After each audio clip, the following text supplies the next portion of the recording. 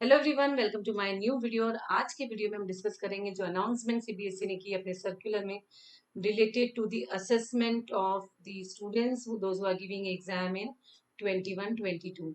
तो जो भी बच्चे 10th और 12th बोर्ड एग्जाम्स दे रहे हैं 21-22 में, उनके लिए कुछ उन्होंने डिसीजंस लिए हैं जो काफ़ी चीज़ों को दिमाग में रखते हुए किए, जो कि बहुत ज़रूरी था। क्योंकि इस तरह के टाइमली डिसीजंस लेना बच्चों के लिए काफ़ी चीज़ों की क्लैरिटी होना है।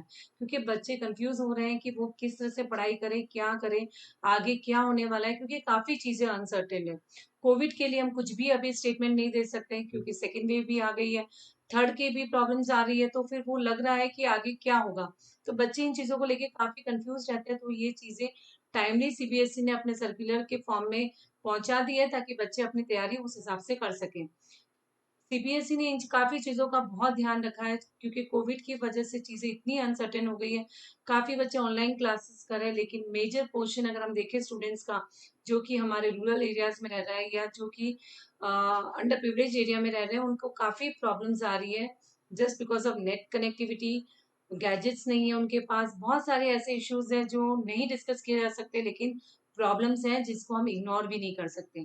तो उन सारे बच्चों को ध्यान में रखते हुए जो स्टेक होल्डर्स हैं, प्राइवेट स्कूल्स हैं, गवर्नमेंट स्कूल्स हैं, सब चीज़ों को ध्यान रखते हुए सबके सजेशंस लेके सीबीएसई ने कुछ पॉलिसीज बनाई है जो कि इस सर्कुलर में उन्होंने हमें दिखाई है। तो ये सर्कुलर हमारे लिए बहुत ज़्यादा इंपॉर्टेंट है।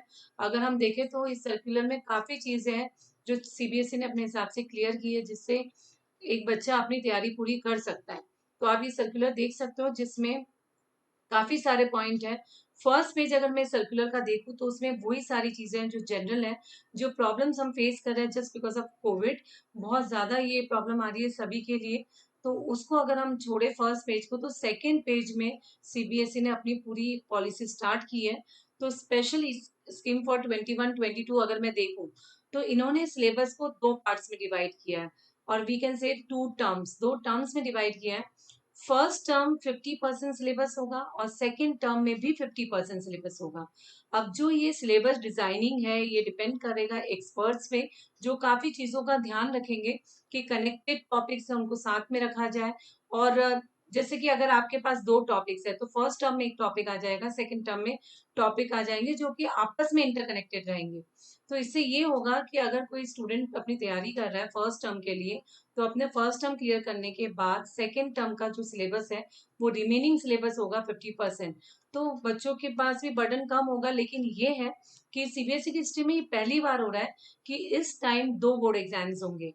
दो बोर्ड एग्जाम्स यानी दो टर्म में वो बोर्ड एग्जाम्स ले रहे हैं, ताकि अगर फर्स्ट वाले बोर्ड एग्जाम में कोई दिक्कत आती है तो उनके पास असेसमेंट के लिए सेकंड बोर्ड एग्जाम रहेगा, और सेकंड बोर्ड में प्रॉब्लम आएगी तो डेटा उनके पास फर्स्ट बोर्ड का रहेगा। तो कुछ चीजों को ध्यान में रखते हुए, कुछ लॉन्ग टर्म सोचते हुए सीबीएसई ने ये पॉलिसी बनाई है जिसमें दो टर्म्स में सिलेबस को डिवाइड किया है। अभी तक रिवाइज सिलेबस हमारे पास नहीं है, जो जुलाई एंड तक आने के चांसेस हैं, जिसमें सिलेबस काफी रैशनलाइज्ड हो जाएगा जैसे कि लास्ट ईयर भी हुआ था। क्योंकि काफी चीजों को ध्यान में रखते हुए ये चीजें करनी बहुत ज्यादा जरूरी है, ताकि बच्चे बिल्कुल अपनी तैयारी अच्छे से कर पाए, टाइमली उनके एग्जाम्स हो जाए, और जो भी उनके फ्यूचर प्रोस्पेक्ट्स है वहां पे भी वो अपना टाइमली चीजें कर पाए। तो जो फर्स्ट टर्म एग्जाम होगा वो करीब नवंबर दिसंबर प्लान आउट किया हुआ है। अभी तक फाइनलाइज नहीं है ये डेट्स, लेकिन एक रफ आइडिया हमें दे दिया गया है कि नवंबर दिसंबर तक ये एग्जाम्स होंगे। और जो सेकेंड टर्म एग्जाम होगा वो मार्च अप्रैल में होगा। अब इसमें काफी चीजें हैं जो ध्यान रखनी है कि सिलेबस जो होगा वो 50-50% डिवाइड किया है। ये बहुत अच्छा पॉइंट मुझे लगा है कि बच्चा, अगर जैसे पहले ये होता था कि 100% सिलेबस हमारा मार्च अप्रैल में आता था, तो काफी बच्चे ऐसा भी करते थे कि लास्ट मोमेंट पे प्रिपरेशन करते थे और फिर एग्जाम्स देते थे। लेकिन इस बार ये बिल्कुल भी नहीं है। बच्चों को थ्रू आउट द ईयर पढ़ना है, थ्रू आउट द ईयर पढ़ेंगे और वो अपना फर्स्ट टर्म एग्जाम, क्योंकि पेपर बोर्ड से आ रहा है, सब कुछ बोर्ड की तरफ से होगा, तो ये भी एक टाइप का उनका बोर्ड एग्जाम है जिसमें उन्हें अब अच्छे से प्रिपरेशन करके आना है। तो थ्रू आउट द ईयर वो अपना पढ़ते रहेंगे। हाफ सिलेबस वो अपने फर्स्ट टर्म में कंप्लीट कर लेंगे और हाफ सिलेबस उनका सेकेंड टर्म में कंप्लीट हो जाएगा, जिससे लर्निंग बहुत अच्छी हो जाएगी और बच्चे भी ओवरबर्डन नहीं होंगे। तो इस पेंडेमिक सिचुएशन में सीबीएसई ने ये बहुत अच्छा डिसीजन लिया है कि सिलेबस को डिवाइड कर लो, हाफ हाफ पोर्शन में तैयारी आराम से हो सकती है। के अलावा जो उसका थर्ड पॉइंट है that is the efforts will be made to make the internal assessment practical project work more creditable and valid. Timely चीजें होगी, बोर्ड एग्जाम्स टाइम पे होंगे, 2 बार बोर्ड एग्जाम्स होंगे, बच्चे 2 बार बोर्ड एग्जाम प्रिपेयर कर रहे हैं, तो जो चीजें होगी, जो लर्निंग होगी बच्चों की, वो बोर्ड के पॉइंट ऑफ व्यू से होगी, जो असेसमेंट होगा, प्रैक्टिकल होगा, सब कुछ काफी हद तक वैलिड होगा। तो बहुत ही अच्छी चीज लगी है कि सिलेबस डिवाइड कर दो, बच्चे भी बर्डन में नहीं रहेंगे, लेकिन उनका assessment properly through out the year होता रहेगा। अगर यहाँ पे डिटेल में हम बात करें करिकुलम ट्रांजैक्शंस की, तो जो 9-10 का इंटरनल असेसमेंट है, क्योंकि ये तो हमें क्लियर हो गया कि 2 टर्म में एग्जाम हो रहा है, टर्म 1 और टर्म 2 में, जिसमें 50% सिलेबस आएगा, दोनों में 50-50% सिलेबस आएगा। जो सिलेबस टर्म 1 में आएगा वो टर्म 2 में इंक्लूडेड नहीं होगा, तो दोनों सिलेबस कंप्लीटली डिफरेंट होंगे। तो ये जो सिलेबस डिजाइनिंग भी है, जैसा मैंने आपको ऑलरेडी बता रखा है, कि जो भी एक्सपर्ट्स है इन चीजों का ध्यान रखेंगे कि जो भी वो टर्म 1 में सिलेबस दे रहे 50%, वो इंटरकनेक्टेड टॉपिक्स होंगे, और 50% सिलेबस जो टर्म 2 का है वो इंटरकनेक्टेड रहेंगे। ये तो हो गया जो बोर्ड मार्क्स दे रहा है आपको, या बोर्ड असेस कर रहा है। इसके अलावा स्कूल भी असेस करेगी, that is the internal assessment. तो यहाँ पे क्लियरली मेंशन कर रखा है कि अगर ये टर्म 1 और टर्म 2 को हम एक्सक्लूड कर दें, इसके अलावा भी जो 9-10 में इंटरनल असेसमेंट होता है, जैसे हमारे 3 पीरियडिक टेस्ट होते हैं, ऐसी एक्टिविटीज होती है, प्रोजेक्ट्स होते हैं, प्रैक्टिकल फाइल्स होती है, उनकी मार्किंग भी उतनी ही इम्पोर्टेंट है, वो चीजें भी मार्क्स असेसमेंट में इंक्लूडेड रहेगी, जैसे कि हमेशा होता रहा है। और 11-12 की अगर हम बात करें, तो टर्म 1 टर्म 2 के मार्क्स हम बिल्कुल अलग निकाल देते हैं, और उसके अलावा जो हमारे प्रैक्टिकल्स होते हैं, बोर्ड प्रैक्टिकल्स होते हैं, सारे सब्जेक्ट्स में होते हैं, ऑलमोस्ट काफी सारे सब्जेक्ट्स में जो हमारे प्रैक्टिकल्स होते हैं, उन सबके मार्क्स भी एड ऑन होंगे। तो एक तरह से आप पूरी तरह से प्रिपेयर्ड हो कि आपके सारे सब्जेक्ट कंप्लीटली पैटर्न वही चल रहा है, लेकिन तरीका बोर्ड एग्जाम लेने का अलग अलग है। बस ये है कि टर्म 1 में जो ज्यादा वेटेज दे रखा है वो एमसीक्यू क्वेश्चंस को दे रखा है, जो कि हम आगे डिस्कस करेंगे। नेक्स्ट पॉइंट में इसमें दे रखा है, school would create a student profile for all assessment undertaken over the year and written the evidences in digital format.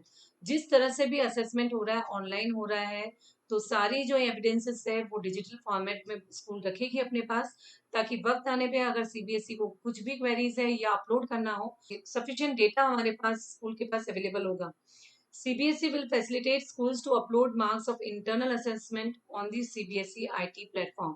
इसमें ये चीज मुझे बड़ी इंटरेस्टिंग लगी कि जैसे टर्म 1 एग्जाम हो जाएगा, स्कूल सीबीएसई स्कूल को भी फैसिलिटेट कर सकता है कि वो अपलोड कर दे मार्क्स इंटरनल असेसमेंट पे, या ये भी हो सकता है कि सीबीएसई स्कूल को डायरेक्ट करे कि वो अपने मार्क्स सेम डे भी अपलोड कर सकते हैं, पर ये चीज अभी पूरी तरह से क्लियर नहीं है।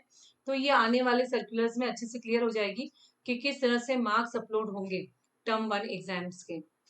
अब यहाँ पे थोड़ा और ब्रीफली समझाया हुआ है, term 1 exam completely organised by board, ये सबसे इंपॉर्टेंट बोर्ड है, बोर्ड का पॉइंट है जिसमें आपको ये ध्यान रखना है कि जो टर्म 1 एग्जाम होगा वो स्कूल की तरफ से नहीं, बोर्ड ऑर्गेनाइज करेगा। बस ये चीज है कि जो एग्जाम्स है वो स्कूल प्रीमाइसेस में होंगे, अपनी अपनी स्कूल में आप अपना टर्म 1 एग्जाम दे रहे होंगे।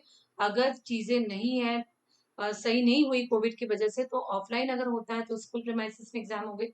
अगर ऑफलाइन नहीं होता है, ऐसा ना हो, लेकिन अगर ऐसा होता है तो ऑनलाइन एग्जाम्स होंगी, तो वो भी स्कूल ही करेगा, लेकिन जो पेपर है वो बोर्ड डिजाइन पेपर होगा।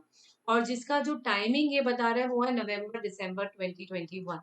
फर्स्ट टर्म के लिए जो एक अप्रोक्सीमेट टाइमिंग जो उन्होंने बताई है, वो डेट्स है नवंबर और दिसंबर की, जिसमें वो स्कूल अपने एग्जाम्स कंडक्ट करवाएगा बोर्ड के हिसाब से। लेकिन इसमें इन चीजों का ध्यान रखना है, क्योंकि सीबीएसई की स्कूल इंडिया के अलावा और कंट्रीज में भी है, तो वो सारे जो टर्म्स है, जो सारी चीजों को दिमाग में रखते हुए तो ये एक रेंज दे दी है, उसमें हर जगह एग्जाम्स कंडक्ट हो जाएंगे। The question paper will have MCQ, including case-based MCQ and MCQ on the assertion reasoning type। तो अब जो एमसीक्यूज आएंगे वो एकदम डायरेक्ट वाले आंसर क्वेश्चंस नहीं होंगे, केस स्टडीज वाले होंगे, क्योंकि जो टर्म 1 का पेपर है वो कम्प्लीटली एमसीक्यू बेस्ड है, जिसमें केस बेस्ड क्वेश्चंस भी होंगे और अजर्शन रीजनिंग क्वेश्चन भी होते हैं। जो साइंस में जनरली होता है कि स्टेटमेंट दे दिया जाता है और रीजन दिए जाते हैं, तो आपको बताना है कि स्टेटमेंट के अकॉर्डिंग रीजन करेक्ट है या नहीं, या रॉन्ग है या क्यों है, आपको वो सारा करना है। तो ये बहुत इंटरेस्टिंग क्वेश्चंस होते हैं, जिसमें आपके कॉन्सेप्ट को क्लियर होना बहुत ज्यादा जरूरी है। अगर आपके कॉन्सेप्ट बिल्कुल क्लियर है तो इसमें कोई दिक्कत नहीं आती है। तो मैं यही सजेस्ट करूंगी कि जो बच्चे ये वीडियो देख रहे हैं वो अभी से पढ़ना शुरू करें, क्योंकि उनको डिटेल में पढ़ाई करने की जरूरत है। क्योंकि एमसीक्यू ऐसी चीज है जो अगर आपका मार्क्स कट होता है तो कंप्लीट एक मार्क कट होता है। अगर आंसर रॉन्ग है that means it is wrong. ऐसा कोई चांस नहीं है कि जहाँ आपको हाफ मार्क मिल सकता है। जो अभी तक हो रहा था उसमें ये था कि अगर आपने एक आंसर लिखा भी उसका अगर 30% या 50% भी करेक्ट है तो हाफ मार्क मिल जाता था। लेकिन एमसीक्यू जो कि ओएमआर शीट पे होगा, जिसमें फिक्स्ड आंसर्स के लिए मार्क्स होते हैं, तो उसमें आप बिल्कुल भी गलती नहीं कर सकते। अगर आप गलती करते हो तो पूरा पूरा मार्क ही चला जाता है। तो ये बहुत ध्यान से करने की जरूरत है।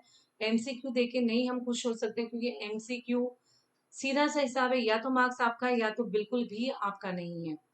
तो 90 मिनट्स यानी 1 आवर एंड 30 मिनट्स इसके लिए डिसाइड किए बोर्ड ने कि 1 आवर 30 मिनट्स में 50% सिलेबस के बेस पे पेपर बन जाएगा, जो कि डिपेंड करेगा रैशनलाइज सिलेबस जो अभी तक डिसाइड नहीं हुआ है, जो जुलाई तक रिलीज कर देगी। Question paper will be sent by the CBSE. तो क्वेश्चन पेपर पूरी तरह से बोर्ड का पेपर होगा, जैसे बोर्ड के पेपर्स होते हैं बिल्कुल उसी टाइप से होगा। सीबीएसई की तरफ से पेपर आएगा और along with the marking scheme उसको देख के ही चेकिंग होगी जो भी होगी, क्योंकि वैसे भी ओएमआर चेकिंग है। तो आंसर जो करेक्ट है वो करेक्ट है, तो उसमें किसी भी तरह का मैनिपुलेशन होने की बिल्कुल भी चांसेस नहीं है। The exams will be conducted under the supervision of the external center superintendents and observers appointed by CBSE. CBSE के जैसे बाकी एग्जाम्स होती है, हायर लेवल की जो एग्जाम्स होती है, बिल्कुल वही फॉर्मेट फॉलो होगा। बाहर से सुपरिटेंडेंट्स होंगे, ऑब्जर्वर्स होंगे जो एग्जाम को कंडक्ट करवाएंगे। प्रॉपर इन्विजिलेशन ड्यूटीज लगेगी। अब पूरा सीबीएसई के कंट्रोल में पूरी एग्जाम होगी। तो बिल्कुल बोर्ड ही चल रहा है एक तरह से। आप मान के चलो कि अगर स्कूल में होता है तो स्कूल में आपके बोर्ड एग्जाम्स हो रहे हैं। The responses of student will be captured on OMR sheets. ये काफी बच्चों को क्लियर ही है कि ओएमआर शीट्स क्या होती है, जहाँ पे आपको एबीसीडी ये सर्कल्स बने होते हैं, जो करेक्ट सर्कल होते हैं उसको आपको फिल करना होता है। तो काफी सोच के, क्योंकि जो मल्टीपल आंसर्स होते हैं वो सारे क्लोज आंसर होते हैं। ऐसा नहीं कि एक बिल्कुल ही अलग और दूसरा बिल्कुल ही अलग। इतना क्लोज होता है कि अगर आपकी कॉन्सेप्ट क्लियर है तब आप उसको इजिली मार्क कर सकते हैं। अब यहाँ पे ये बोला है आफ्टर स्कैनिंग में भी directly uploaded at CBSE portal. School direct CBSE portal पे अपलोड कर सकता है या फिर स्कूल सेम डे भी अपलोड कर सकता है अपने स्कूल वेबसाइट के थ्रू। तो ये अभी डायरेक्शंस क्लियर नहीं है, ये डायरेक्शन सीबीएसई बाद में रिलीज करेगा। ये सिर्फ अभी बच्चों के लिए क्लैरिटी करने के लिए कि उन्हें टर्म 1 के लिए भी प्रिपेयर होना है। नेक्स्ट इसमें जो पॉइंट दिया है वो टर्म 2 एग्जामिनेशन। तो ये एक तरह से हमारा बोर्ड एग्जामिनेशन है, जैसे हमारे बोर्ड के एग्जाम्स होते हैं बिल्कुल ऐसे होंगे। ये स्कूल प्रेमाइसिस में नहीं होंगे। ये जो एग्जाम है ये बोर्ड जैसे अपने कंडक्ट करवाता है, अपने सेंटर्स बनवाता है और बच्चे वहां जाके एग्जाम देते हैं, जहाँ पे रिमेनिंग 50% सिलेबस के बेस पे पेपर होगा। तो बच्चों का बर्डन तो कम हुआ ही है, लेकिन बोर्ड का भी इफेक्ट खत्म नहीं हुआ है यहाँ पे, क्योंकि दोनों चीजें हो गई कि अगर सिचुएशन नॉर्मल नहीं है तो जो हमारे फर्स्ट टर्म के मार्क्स है वो असेसमेंट के लिए यूज किए जा सकते हैं। और अगर सिचुएशन नॉर्मल हो गई तो बोर्ड अपने हिसाब से सिलेबस के बेस 50% सिलेबस के बेस पे एग्जाम कंडक्ट कराएगा। और इस एग्जाम की जो टेंटेटिव डेट्स है वो बिटवीन मार्च टू अप्रैल बता रहा है कि मार्च से अप्रैल में उन्हें ये एग्जाम्स कराना। तो एक तरह से ये 2 आवर्स एग्जाम है जिसमें एमसीक्यू नहीं होंगे। इसमें सारे टाइप के क्वेश्चंस है, case based, situation based, open ended, short answers, long answers. तो एमसीक्यू सिर्फ फर्स्ट टर्म के लिए दे रखे हैं, लेकिन मेन जो है वो पूरा प्रॉपर पेपर होगा जैसे कि हमेशा होता आया है। इन केस, ये इन केस बहुत इंपॉर्टेंट वर्ड है जिसे हमें समझना पड़ेगा। In case the situation is not conceive, it means अगर सिचुएशन ऐसी नहीं है कि एग्जाम्स लिए जाए ऑफलाइन, क्योंकि बच्चों को नहीं इतने गैदर कर सकते एक जगह पे, तो उस केस में 90 minutes MCQ the pattern of term 1 can be followed. पर ये इन केस वाला ऑप्शन है, ये जरूरी नहीं हो। चीजें अगर नॉर्मल हो गई तो आपके बिल्कुल नॉर्मल एग्जाम होंगे जैसे कि हमेशा होते आए हैं। तो ये एक सेफर साइड सीबीएसई ने बता दिया कि अगर ये नहीं होता तो एक बैकअप प्लान सीबीएसई ने अपने पास रखा है कि अगर वो चीज नहीं हो पाती, हमारे प्रॉपर एग्जाम्स कंडक्ट नहीं हो पाते, उस केस में हम 90 मिनट्स का एमसीक्यू कर सकते हैं। क्योंकि ऑलरेडी हमने 90 मिनट्स का एमसीक्यू टर्म एग्जाम में कर रखा है, तो हम ओवरऑल स्कोर बना सकते हैं। अब कुछ सिचुएशन बताइए कि अगर इन सिचुएशन में अगर चीजें होती है, क्योंकि देखो अब कुछ भी कोई प्रिडिक्ट नहीं कर सकता।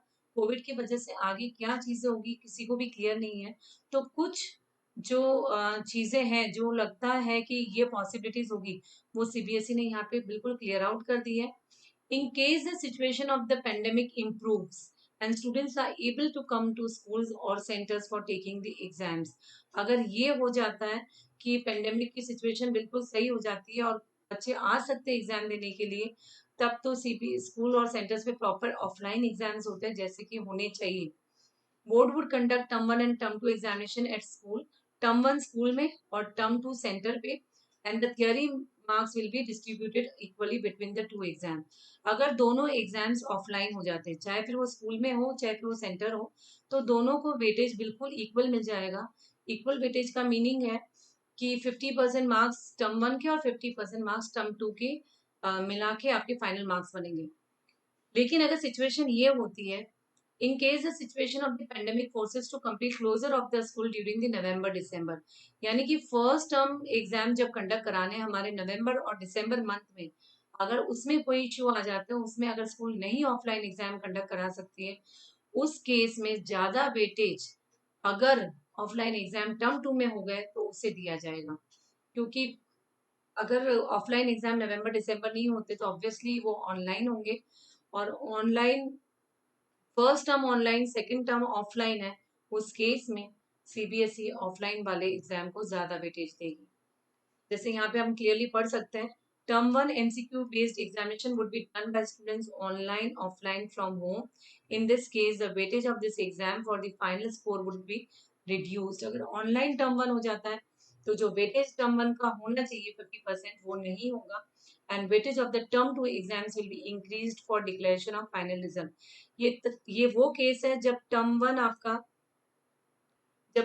आपका सुटेबल नहीं है और टर्म टू सुटेबल है, तो उस केस में जो ज्यादा वेटेज है वो टर्म टू को मिलेगा।